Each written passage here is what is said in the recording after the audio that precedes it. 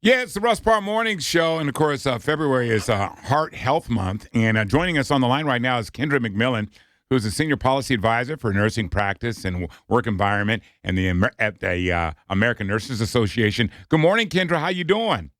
Good morning. I'm good. How are you? And it's always great to have you guys on, and to talk about healthy hearts and the whole nine. And you do the research, and of course, in the Black community. Heart disease is big. How can folks combat that? What is the big issue? Yeah, so in the African American community, we have to look at what lifestyle factors we can change. What can we do to lower our risk? So exercise, making sure you're getting at least 30 minutes of exercise a day. For our kids, 60 minutes of physical activity per day.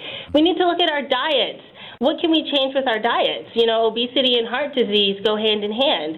So to lower our risk, eating, lower fat foods, limiting our salt intake, limiting our sugar.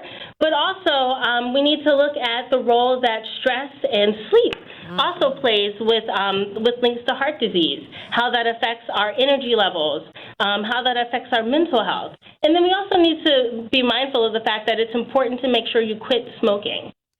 And Kendra, I think one of the biggest things is that heart disease is a silent killer because we feel fine. We think there is nothing wrong. But if you don't get checked, you're not being proactive. I think that is the biggest problem, and we cannot afford the health care in some cases. Are there programs out there that folks can get checked that may not be able to afford to go see a heart doctor, to see a cardiologist? Absolutely. You're starting first with your primary care provider is key. Making sure you're monitoring your blood pressure, making sure you're going in for those routine health care visits, which doesn't require seeing a specialist. But prevention is key. And you're right. When we look at hypertension and heart disease, these are what we consider the silent killers in our community.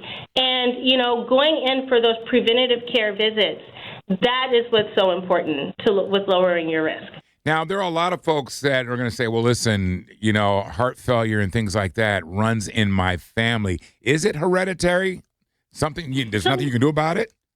Yeah, so it's our risk is twofold. So yes, we have we have genetic links. There's a family history that's there, but then there's also lifestyle factors that play a huge role in our risk.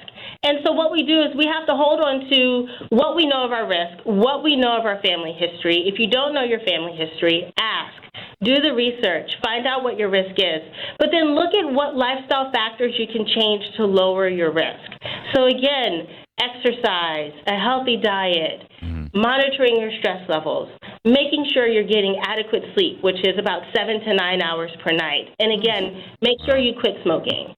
Yeah, I think the big thing is a lot of people don't realize that there are medications that they can go on.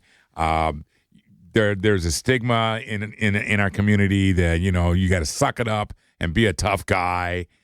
There's some people that don't want to go to the doctor because they just don't want to know something that's going on. What do you say to those people? Again, prevention is key, and you have to make sure that, and it's okay to reach out and to get help. You want to make sure that you can live your best life, and part of living your best life is taking care of yourself.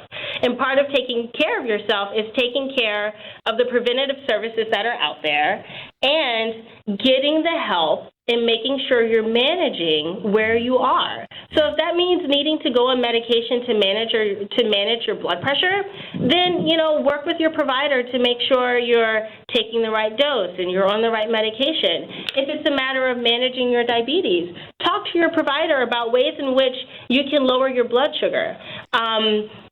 When it's a matter of our mental health and our stress levels, it's okay to reach out and to seek therapy to help with our anxiety levels, or if you're dealing with depression, it's okay to reach out and to get help. Excellent. Kendra McMillan, she's a registered nurse with a master's degree in public health.